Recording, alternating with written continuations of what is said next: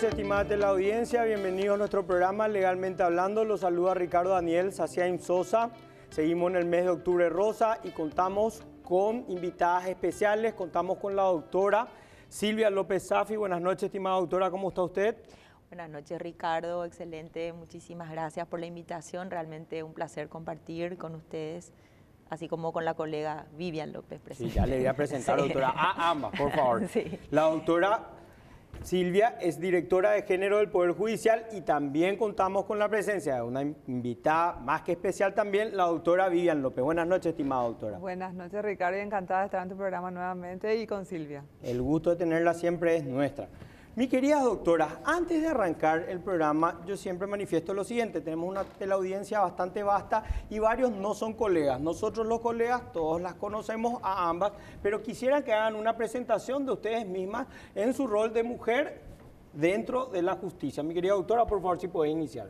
Sí, muchas gracias. Bueno, soy Silvia López Safi, soy directora de la Secretaría de Género del Poder Judicial, dependiente de la Corte Suprema de Justicia. Realmente estoy en esta instancia desde su creación. Primeramente estuve en carácter de ad honorem, luego como coordinadora, luego como secretaria ejecutiva y bueno, actualmente como directora.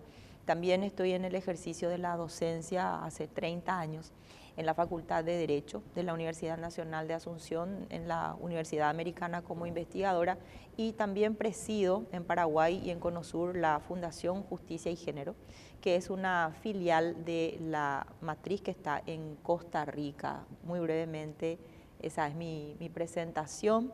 Y bueno, estoy en lo que es investigación hace muchos años, y también en lo que refiere acá con la colega Vivian López a un trabajo gremial con las asociaciones de las magistradas, magistrados, jueces del Paraguay. Sí, no, hay un trabajo previo de ustedes de larga data, muy destacado. Mi querida doctora Vivian López, por favor, si te puedes presentar. Sí, Ricardo, bueno, Vivian López, jueza civil de Asunción hace ya 10 años, hemos cumplido 10 años este octubre. Así como dice Silvia, venimos trabajando hace mucho tiempo desde el gremio para apoyar todo lo que sea allanar esos obstáculos que existen para las mujeres y para estar en un pie de igualdad con nuestros colegas hombres, para ir ocupando espacios de decisión que no solo beneficien a las mujeres abogadas, sino beneficien a todas las mujeres del Paraguay. Venimos trabajando desde hace mucho, como Silvia bien sabe, yo lo llevo en la sangre, lo heredé de mi madre. Esta es una lucha que heredamos nosotras, nuestras abuelas, nuestras madres han venido peleando primero el voto, luego la igualdad civil, y bueno, y ahora que tenemos la igualdad legal ya tenemos que pelear la igualdad real. Así que esa es mi presentación breve, no sé si qué más puedo agregar, que siempre estoy lista para colaborar, para organizar, para apoyar, y desde la Asociación de Jueces del Paraguay estamos siempre prestos. Mi querida doctora, cuando te referís a una igualdad real, ¿cuál sería su definición? Y la igualdad del ciudadano y la ciudadana de la calle, ¿verdad? De que a una mujer cuando se le va a contratar en un trabajo y ven que está en edad de ser mamá, ya se duda porque puede pedir maternidad y eso va a jugar en contra de la empresa, o cuando una mujer tiene problemas de violencia en su casa, ya la quieren eliminar del trabajo porque es problemática, o si de repente alguien aspira a un puesto de decisión, a un cargo público, siempre a la mujer se le ve la vida privada y al hombre no. Siempre se hace esas diferencias, aunque en la ley diga que no se tiene que hacer, aunque la ley diga que somos iguales, al momento de hacerlo, al momento de concursar, al momento de que la mujer queda embarazada o está dando de mamar en lactancia, siempre hay como esta, mejor no la hacemos ascender porque está con hijos chicos, ¿verdad? O sea, que tu profesionalidad sea independiente de tu sexo, sin importar si sos hombre o mujer. Y eso lo vemos siempre. Y se ve en la función pública, en la función privada, en los puestos de decisión en el mundo. Ejemplo, Estados Unidos. En 200 años de vida judicial nunca tuvo una presidenta de la Corte de Estados Unidos. Ahí tenés una igualdad real, que no es solo de Paraguay, ¿verdad? O en el caso de Argentina hoy, Las dos nominaciones para ocupar vacancia de la Corte Suprema Argentina del presidente Milei son dos hombres y quedaría sin mujeres por casi 10 años. Claro. Ahí está la igualdad real de la que hablo. Mi querida doctora Silvia, hubo un encuentro de magistrados de Iberoamérica con una perspectiva de género en la justicia. ¿De qué se trató? Si podemos hablar brevemente de eso. Sí, hubo un encuentro de magistradas de los más altos órganos de justicia de Iberoamérica que se llevó a cabo en Ciudad del Este del 11 al 13 de septiembre de este año. Trató básicamente de la necesidad de aplicar lo que llamamos el control de convencionalidad. ¿Y a qué nos referimos con el control de convencionalidad? Sí, nos puede explicar, doctora, en castellano, muy simple. Sí, muy simple. Los estados, en este caso la República del Paraguay, ratificó instrumentos internacionales de derechos humanos. ¿Qué quiere decir ratificó? Incorpora al plexo normativo normas a nivel del sistema interamericano, a nivel del sistema universal, como es el de Naciones Unidas. Y allí la CEDAW, que es la Convención sobre la Eliminación de todas las formas de discriminación contra la mujer, primer instrumento internacional de derechos humanos ratificado por Paraguay, por Ley 1215 del año 1986, y también la Convención Interamericana para Prevenir, Sancionar y Erradicar la Violencia contra la Mujer, por Ley 605 del año 95, son como dos, digamos, pivots que no podemos dejar de mirar al momento en que vamos a juzgar si se trata de operadores y operadoras de justicia, con esa visión que es la llamada perspectiva, es la visión de género. Entonces, revisar si, por ejemplo, en las relaciones entre los sujetos que forman parte del proceso hay asimetría. Esto quiere decir si hay una desigual distribución de poder y cómo voy a utilizar estos instrumentos internacionales de derechos humanos para salvaguardar, sea, por ejemplo, la integridad psicofísica de una persona en caso de violencia, o como decía Vivian, hablemos de casos que no son precisamente de violencia y que se dan en la cotidianeidad, la ocupación de cargos en lugares estratégicos, hablemos de la paridad, si alguien plantea una acción en función de ello, hay instrumentos internacionales ratificados. De eso se trató.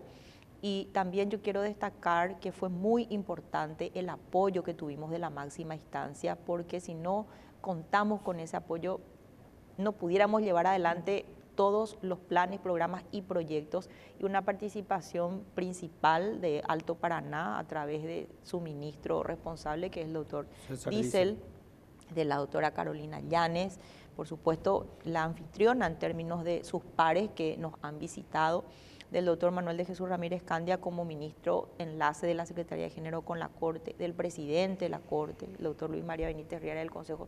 ¿Por qué digo esto? Porque los planes que podamos tener van a caer en saco roto, repito, si no existe ese respaldo y ese acompañamiento. Y la verdad que todas las instancias del Poder Judicial, las direcciones, los departamentos, no podría nombrar porque son innumerables, claro, hemos trabajado de un modo y durante más de un año, porque tuvimos casi 400 personas y esto con paneles simultáneos, una declaración que sienta las bases de una política a nivel de Iberoamérica que nos compromete. Entonces tenemos evidencias de todo lo acordado.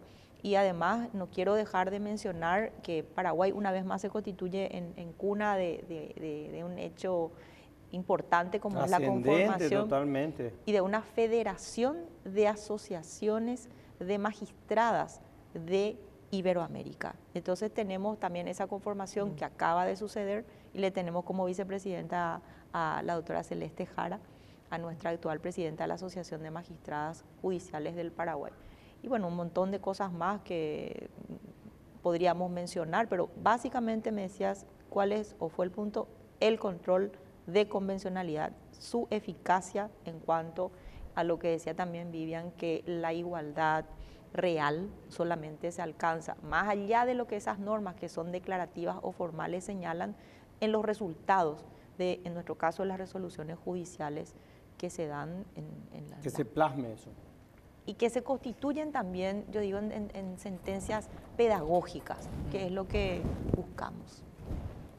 Doctora Vivian, como bien lo dijo la doctora Silvia, nosotros somos firmantes de acuerdos internacionales como Belén do Pará, las 100 reglas de Brasilia, y vos, ¿quién mejor que a vos de preguntarte esto? Yo siempre digo, los jueces de paz, que vienen muchísimo al programa, están ensalzados de esos convenios. En orden de prelación, recordemos Constitución Nacional, acuerdos internacionales, o sea, está en segundo orden de prelación.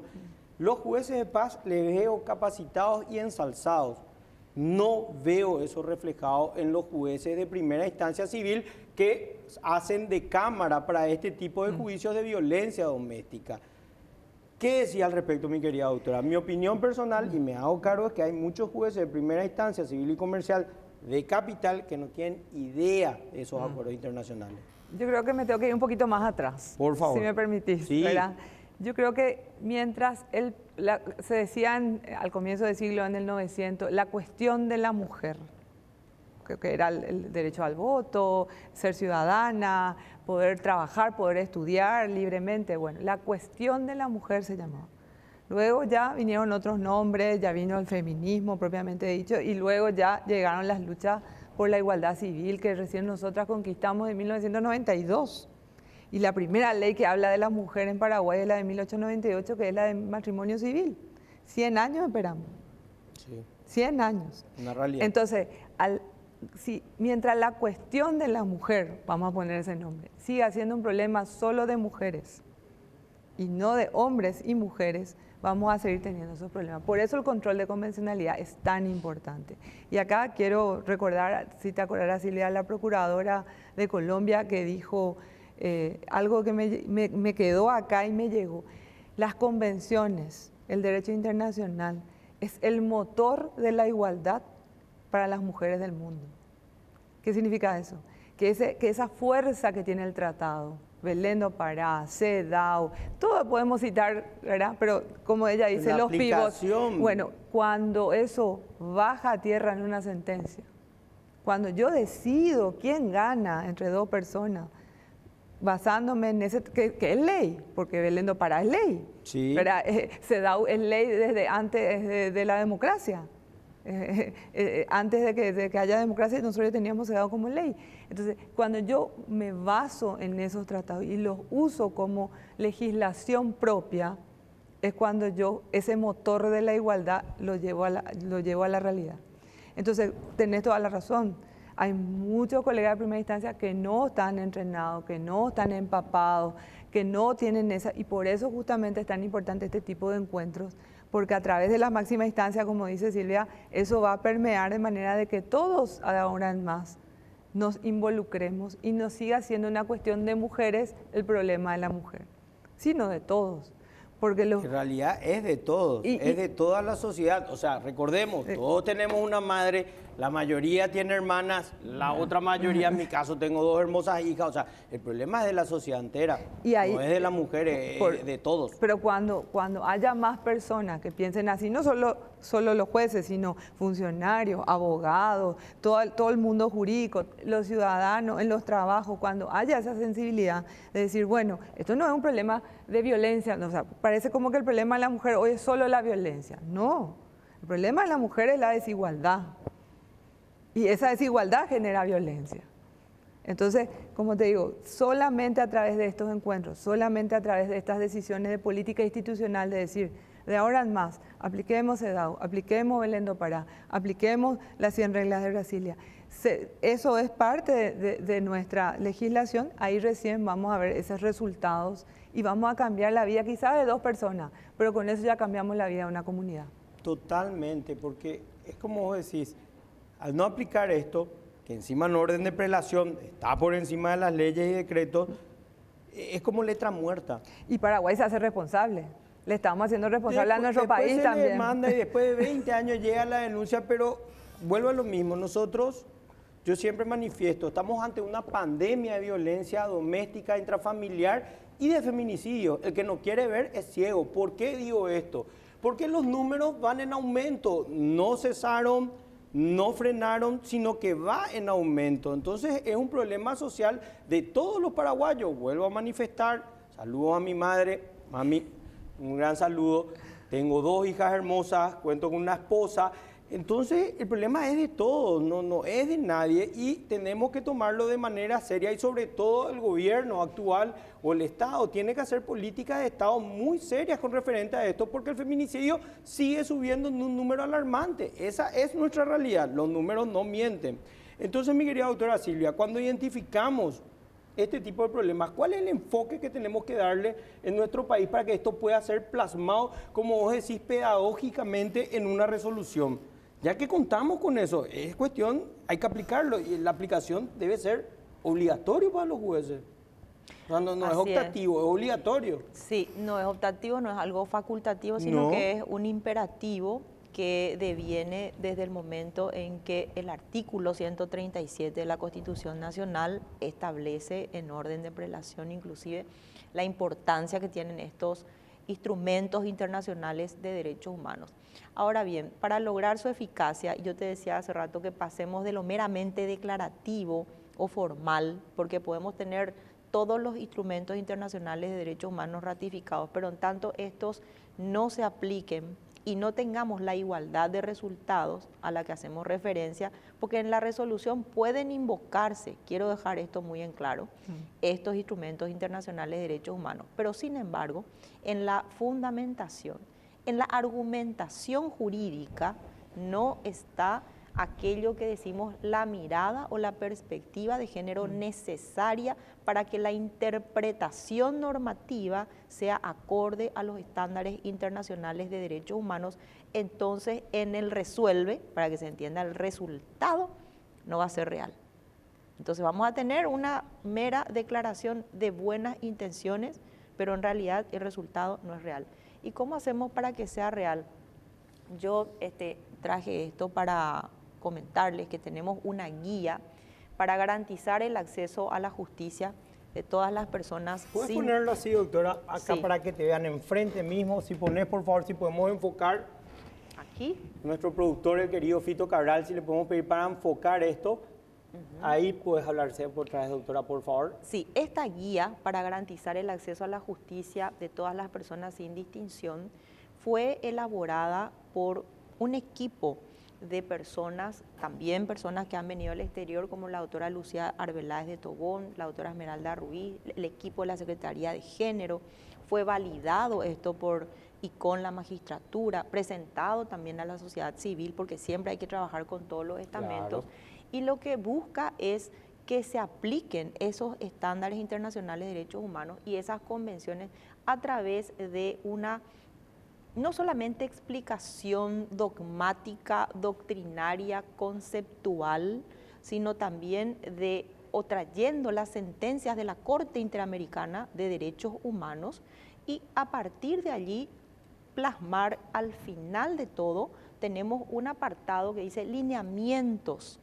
Esos lineamientos contienen un resumen de todo aquello que es principal y es como un íter o un camino que vamos a observar al momento de dictar una resolución en donde tengamos esa relación de asimetría a la que yo hacía referencia. Con lo cual, por ejemplo, analizamos si existen estereotipos nocivos de género. ¿Y qué son los estereotipos nocivos de género? Son aquellos, ¿qué es estereotipar? Encasillar.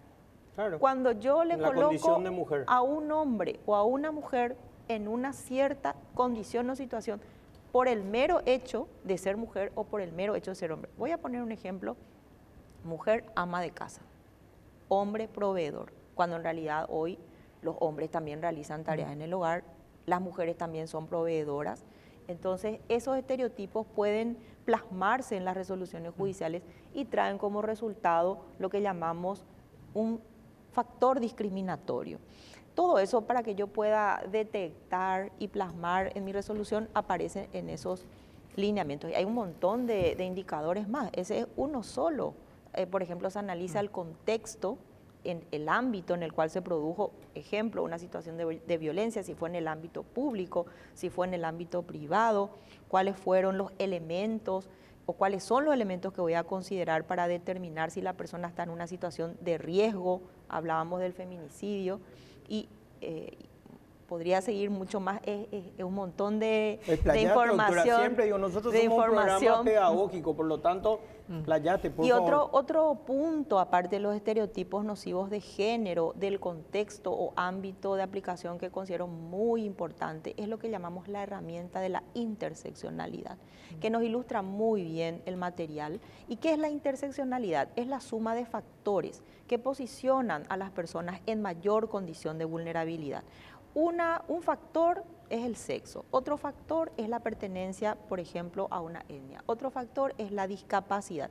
Todos aquellos que están en las 100 reglas de Brasilia, la privación de libertad, la situación de pobreza.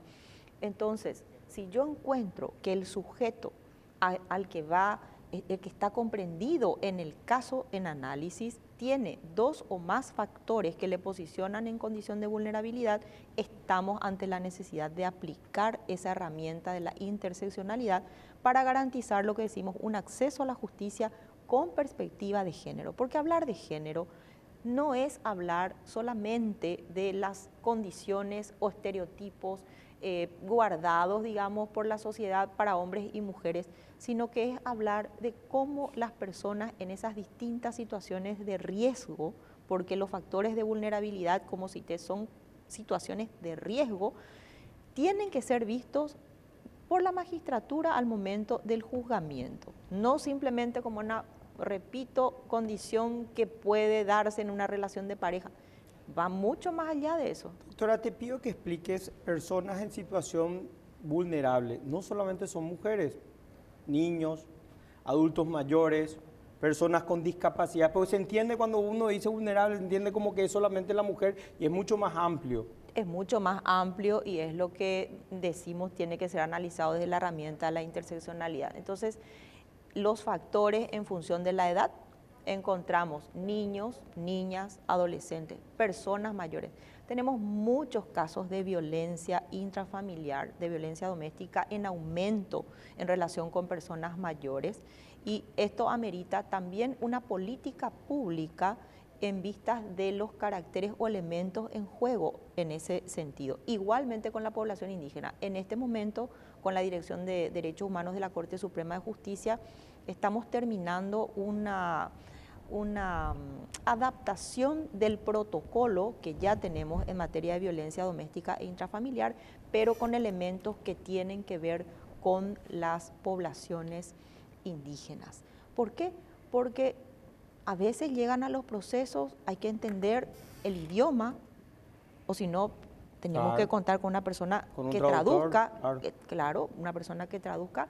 Luego tenemos que esa persona indígena, que seguro está en una condición o situación de pobreza, es mujer. Tenemos ya 3 elementos que posicionan en condición de vulnerabilidad en razón de lo que el derecho consuetudinario podría, no digo sostiene, podría sostener en función de los roles estereotipados.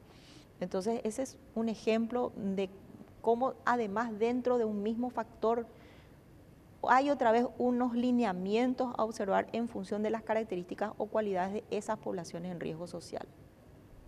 Totalmente. Mi querida doctora, debemos ir a la pausa, pero ya volvemos luego de la pausa.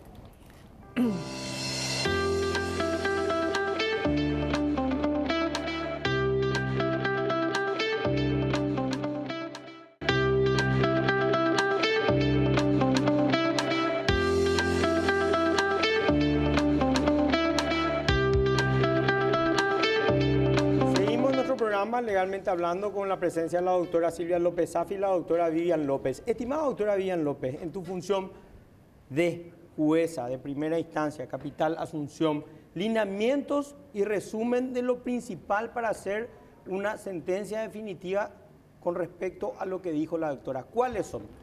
Bueno, sobre el punto, ¿verdad? Todo ese material tan rico, ¿verdad? Tenemos que bajarlo a tierra. Sí. Bueno, entonces, el año pasado fue el primer año que se premiaron sentencias con perspectiva de género en Paraguay, que fue un logro también acá de la Secretaría de Género, ¿verdad? De poder tener acceso a ese concurso y ahí ver en sentencias esto que me preguntas. Y cuando me tocó viajar a Mendoza y hablar sobre el tema con la jueza argentina, elegí 4 casos y esos 4 casos eran de diferentes fueros y no todos eran de violencia. Había un caso que era contra el registro, había otro caso que era un caso penal y estudié los casos. Y le pregunté a mis colegas, les llamé, las 3 premiadas eran mujeres, ¿verdad? Les pregunté, ¿cómo hiciste?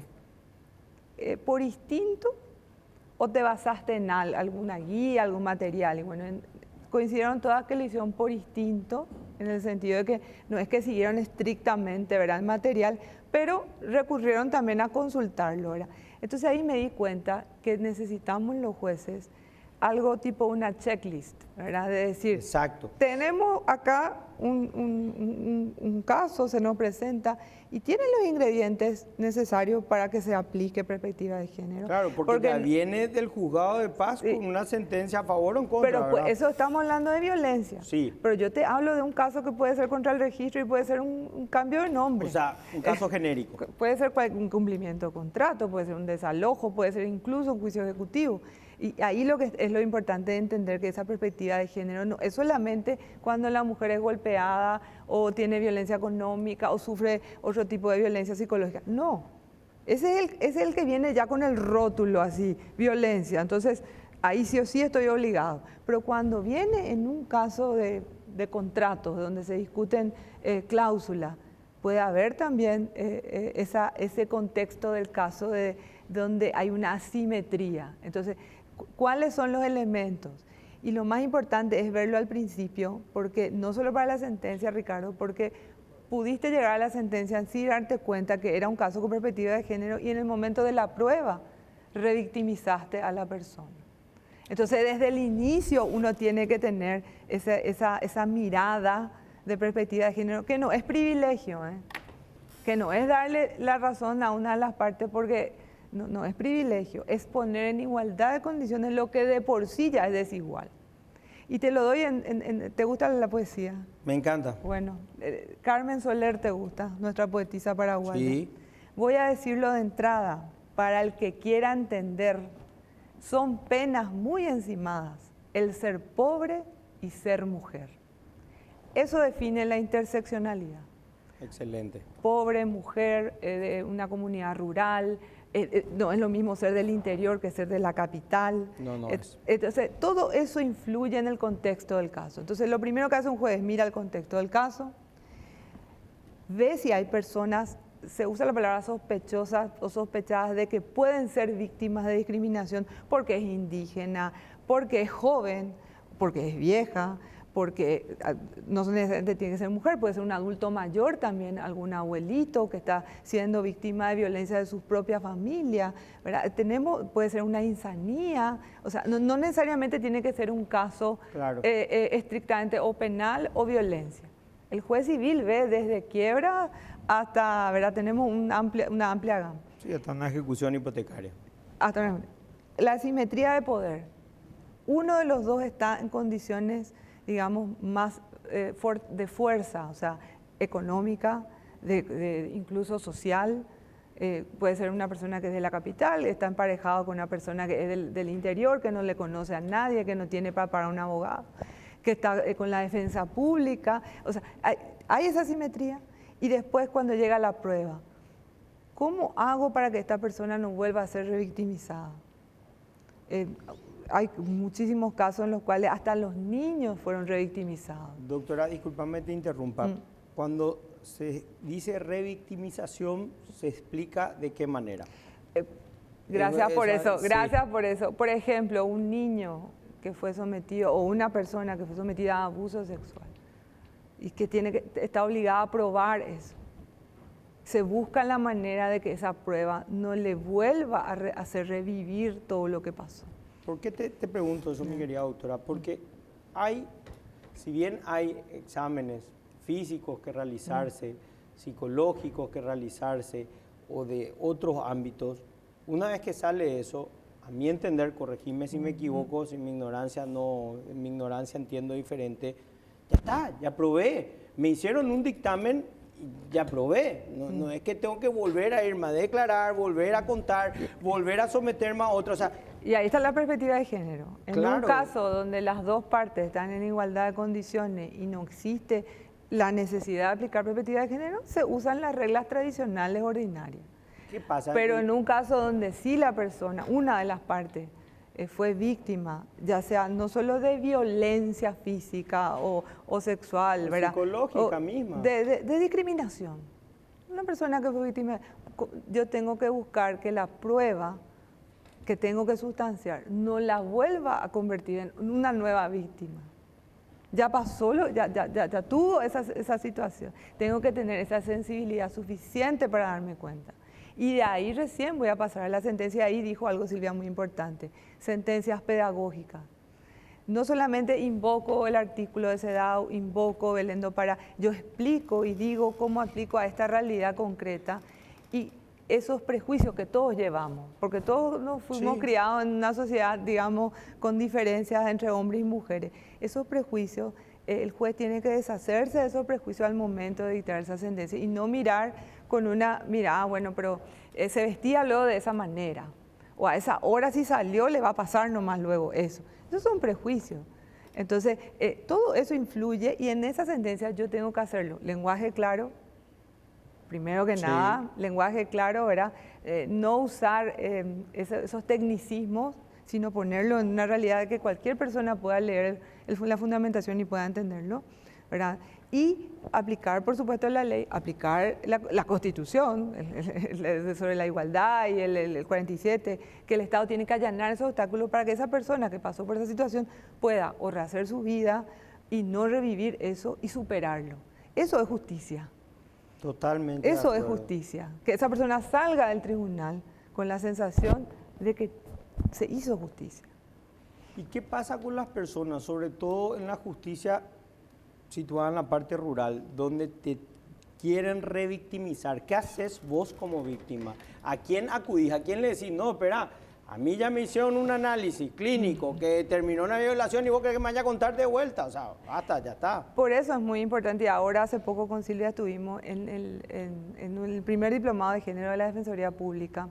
Las personas, como te decía Carmen Soler, pobre y mujer, que recurren a la defensa pública, que ese defensor público esté bien empapado y que cuando plantee la demanda o plantee la defensa, invoque esto. No dejarle solo al trabajo al juez. Las partes, los abogados, el defensor, el abogado privado, tienen que invocar también y ponerle al juez el contexto del caso y decirle, esta persona ya pasó por todo esto, ya gastó lo poco que tenía, en llegar hasta la capital o en llegar hasta la capital departamental para poder hacer esta demanda. Y le vamos a volver a someter a esto. Busquemos otros medios de prueba. Entonces, es importante el entrenamiento. Claro, ¿verdad? porque yo explico, o por qué consulto en realidad, cuál es mi interés en mi consulta. A mí me escribió en el Facebook una persona, una mujer que me dice, yo ya tengo el análisis forense, ¿verdad? Forense creo que se llama. Ya dio positivo, o sea, ¿qué más querés? O sea, ¿cuántas veces? Y parece que la fiscalía le pide, tipo, bueno, ahora viene el relato, ahora viene el coso, y me dice, ¿a quién recurro? No sé si está siguiendo el caso de Giselle Pelicot de Francia. No, no estoy siguiendo. Bueno, es la mujer que su marido le drogaba y fue violada por más de no sé cuántos hombres, 70 hombres en un pueblo, ¿verdad? Ella pidió al tribunal, esto es histórico, por eso lo menciono. Ella pidió al tribunal, y el tribunal primero se negó, el tribunal francés, en que sea primero todo el juicio público. Todo el juicio público, y que se vea la cara de los agresores. Y no solo la de ella, porque generalmente la víctima es la que sale en los medios. Claro. La cara de ella es la que todos conocemos, y la cara de los agresores no. Y también pidió que todas las filmaciones, porque el marido filmaba y por eso se puede probar, sean públicas. Ella, la víctima, pidió. Eso es totalmente lo contrario de lo que estamos hablando, pero para que veas cómo, porque dijo ella, que la vergüenza cambie de lado. Que no sea ella la que tenga vergüenza de caminar por la calle después de lo que le pasó, sino que sean los que hicieron el hecho los que tengan vergüenza. Entonces, por eso es importante, de eso se trata. Y cuando habla Silvia de perspectiva de género, no hablamos solo de mujer. También en la perspectiva de género es igualdad. Es decir, yo tuve muchos casos cuando estaba en la sala constitucional de los viuditos, de enfermeras del Chaco que no podían cobrar la pensión porque eran hombres. Eso es desigualdad. ¿Por qué ellos siendo los viudos no pueden? Y tenían que recurrir a una acción de inconstitucionalidad para poder cobrar su pensión. Claro. Entonces, y ahí, por eso la perspectiva de género es tan importante, porque incluso puede haber un caso donde el hombre son los menos, pero puede haber un caso donde el hombre sea el vulnerable. Y por eso la palabra es importante, porque incluye a ambos. Totalmente. Porque si uno pone solo mujer, como dice la ley del tema de los veteranos del Chaco, la mujer viuda, decía. Entonces le excluía a los hombres viudos. Porque ahí está el prejuicio del legislador de que solamente el hombre podía ir a la guerra y la mujer no. Claro. Y a eso me refiero esa flexibilidad es la que tenemos que tener los jueces al estudiar el caso, al tramitar el caso y al sentenciar el caso. Doctora Silvia, en cuestiones de género, ¿cómo estamos a nivel internacional? ¿En qué posición estamos? Yo creo que mejoramos bastante después de mucho andar. ¿Por qué digo de mucho andar? La Secretaría de Género se creó por Acordada 609 del año 2010. Tiene una política de transversalidad de género, que es la contenida en la Acordada 657 del año 2010, que justamente en este momento estamos para revisar. La Secretaría de Género presentó un proyecto y fue adjudicado con AECIT, la Agencia Española de Cooperación Internacional para el Desarrollo, que también fue un muy importante apoyo para el Encuentro de Magistradas de Iberoamérica, la AECIT.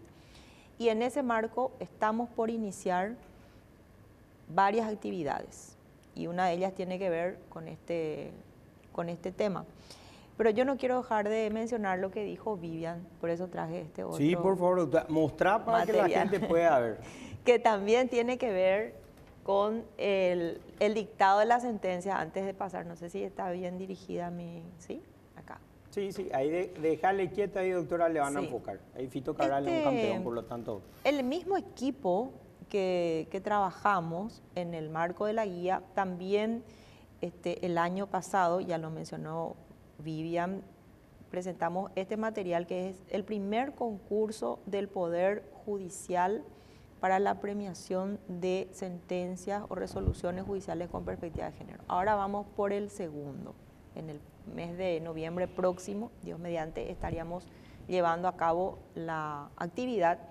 Y este premio de excelencia a la incorporación del derecho a la igualdad y no discriminación en las resoluciones judiciales también le posiciona a Paraguay como un Estado responsable en la incorporación de la perspectiva de género. O sea, yo creo que estamos avanzando sin temor a equívocos en el marco de estos resultados, en el marco de lo que estamos por iniciar, una confianza que tiene la Agencia Española de Cooperación en el Trabajo, que presentó en este caso la Secretaría de Género para, por supuesto, un trabajo a nivel institucional con todos los estamentos, porque la Secretaría de Género no tendría razón de ser si no estuviera en función de la magistratura y de producir esto que llamamos sentencias, resoluciones, todo con perspectiva de género.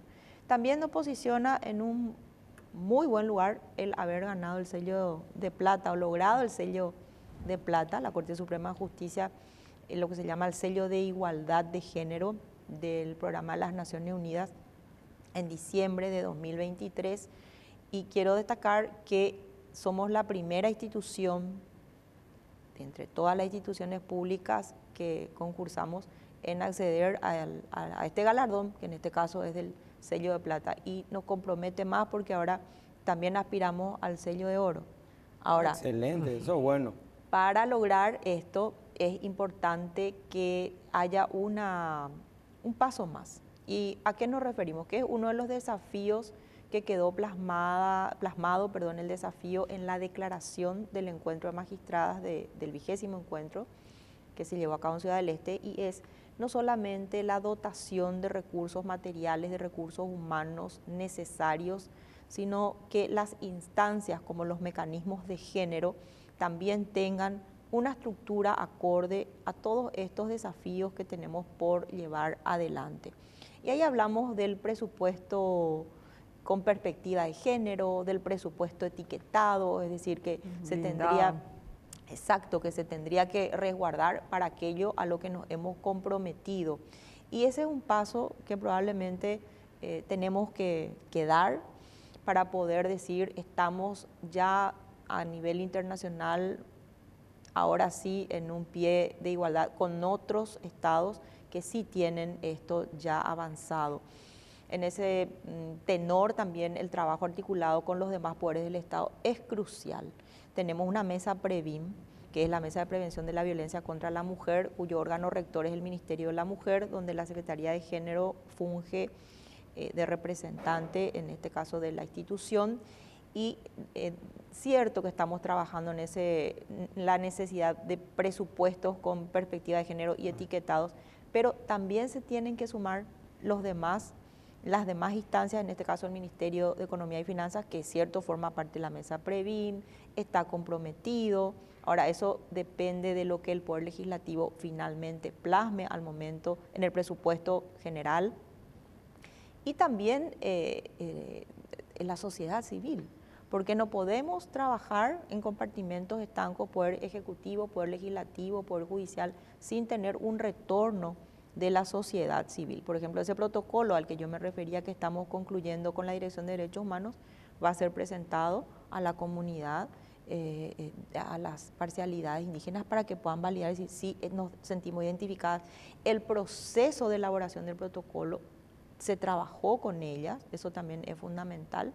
Entonces, damos pasos, creo yo, significativos en relación con la participación interinstitucional en todo lo que llamamos la política de transversalidad de género, también en un trabajo con la sociedad civil, lo que valida ese trabajo del Poder Judicial, y las actividades que nos convocan en distintos estamentos a nivel internacional. Participaciones de la Secretaría de Género tenemos casi, no sé, por lo menos una por semana a nivel internacional. La semana pasada hicimos una presentación muy importante a nivel de lo que es la Contraloría General de la República y las Contralorías en toda la región. Paraguay dio a conocer cómo estamos en la aplicación de los Objetivos de Desarrollo Sostenible, específicamente en el 5 y en el 16. El 5 que es género y el 16 que tiene que ver con este acceso a la justicia. De modo que si estamos siendo vistas como referentes, es porque estamos haciendo bien las cosas. Una labor excelente, totalmente. Ya en el momento que hay un premio por medio, doctora, es que tenemos un labor destacado. Debemos ir a la pausa, pero ya volvemos.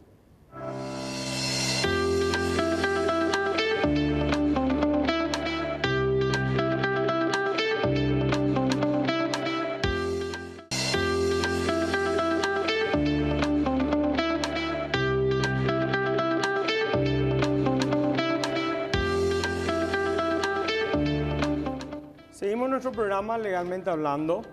Doctora Vivian, las sentencias judiciales, para que tengan una perspectiva de género, ¿qué nos queda pendiente? ¿Qué falta? Mucho.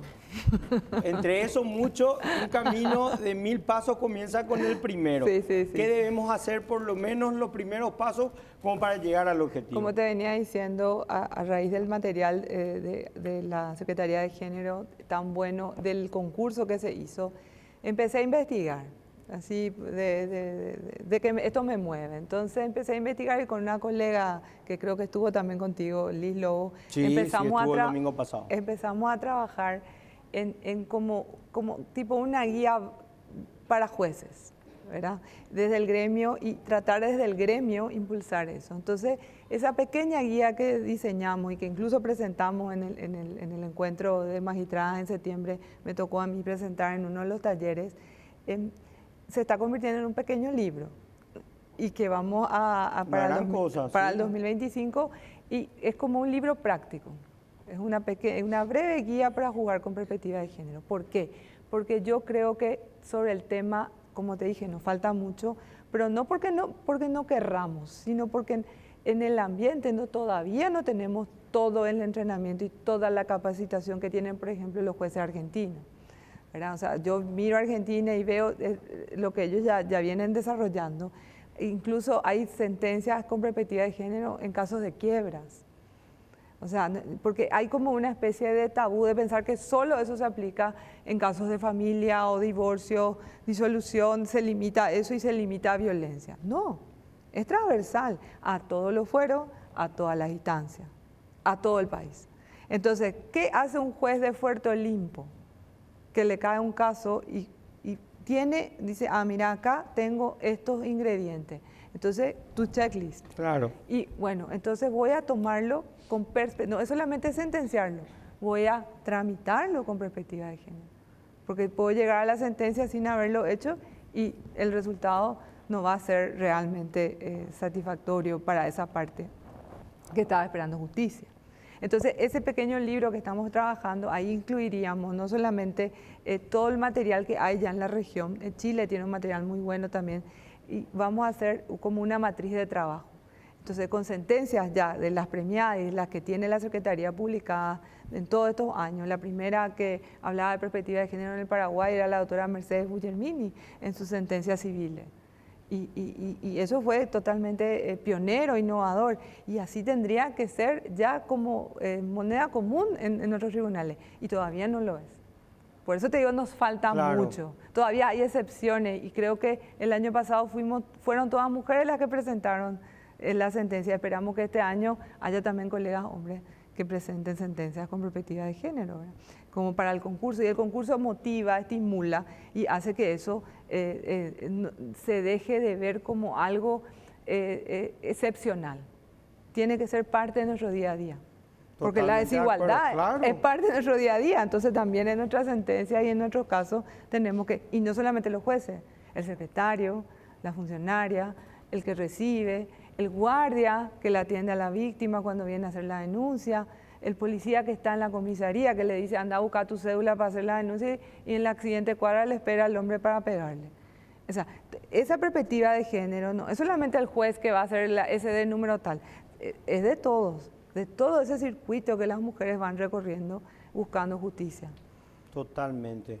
Doctora Silvia, me enteré de un taller que tuvieron el jueves pasado, si nos puede comentar qué temas abarcaron, por favor. Sí, abarcamos temas como el feminicidio, bueno, específicamente y tentativa de feminicidio, no solamente desde lo conceptual, desde ¿Te puedo interrumpir, doctora? Vos sabés que en el tema de feminicidio hay que destacar algo. Sí. Si bien hubieron 24 casos, creo que es lo 25 que va, 25, perdón, cierto, hubo un último, 25 casos, en su mayoría estas mujeres habían hecho las denuncias correspondientes. No es que no había denuncia y fue de la noche a la mañana, sino que hicieron y nuestro órgano no hizo nada al respecto. Quien debía proteger la vida humana no hizo un buen trabajo. Discúlpame, doctora. Bueno, ahí y te agradezco mucho esa acotación, porque es importante destacar eso, que existen denuncias, sí. No es que vienen y mueren de la noche a la mañana, sino que existen denuncias, reiteradas denuncias, y quien debe protegerlos no lo hace. Ahí hay una cuestión que justamente nos llevó y estuvimos, bueno, en todos estos días con Vivian también, avalando, mejor dicho, el proyecto de ley que presentó la senadora Lilian Samaniego para crear juzgados y tribunales especializados en violencia, que no solamente tiene su razón de ser en la necesidad de tener un enfoque, su nombre ya lo dice, especializado, sino que la avalancha de casos, la gran cantidad de casos que tenemos hoy, que dan cuenta de que esto va increciendo, va en aumento, porque decíamos, bueno, en la pandemia hubo una proliferación de casos, es cierto, por la situación de encierro, pero resulta que terminó la pandemia y los casos siguen creciendo. Vamos en aumento. Entonces, valoramos muchísimo el trabajo de la Judicatura de Paz, porque es la que está en la trinchera, como afirmaba, y ya la nombró a la doctora María Mercedes Guglielmini, la colega Vivian López, que efectivamente nosotras cuando analizamos estas situaciones vemos, sí, pero no dan abasto. Es decir, tenemos hoy, estamos hablando de 24.000 prácticamente casos que hay subregistro, porque eso hay que potenciar 2 veces más para tener un índice aproximado de lo que tenemos, porque no todas las personas denuncian. Eso es muy La importante. mayoría no denuncia, que es lo peor. Los subregistros. Entonces, partimos de un análisis de los datos estadísticos para enfocar este tema, partimos de la necesidad de contar con juzgados y tribunales especializados en la materia que tengan auxiliares especializados, como tenemos en el derecho comparado en los países que son modelos exitosos o demuestran esto. ¿Y quiénes son los auxiliares especializados de justicia? Son personas del área de medicina, de psicología, de psiquiatría, de trabajo social. De modo que no solamente vamos a acompañar a las mujeres, sino también a los hombres. Porque ¿cuál es el problema que tenemos hoy? Acompañamos a las mujeres, pero el hombre va enojado. ¿Por qué? Porque le denunciaron. Entonces va y toma rabia, toma un arma y viene y Hay produce... represalias. Hay represalias. Hay represalias, hay venganza. Entonces, Sí. el acompañamiento tiene que ser para la mujer y el hombre. Incluso estamos hablando de casos que tenemos en nuestro, lamentablemente, los casos donde le matan a la mujer, a los hijos, después se matan ellos, o sea, toda una familia. Las otras personas se matan y quedan los niños huérfanos. También los niños y niñas huérfanos tenemos un número muy importante a hoy. Entonces, ese trabajo multi e interdisciplinario es fundamental.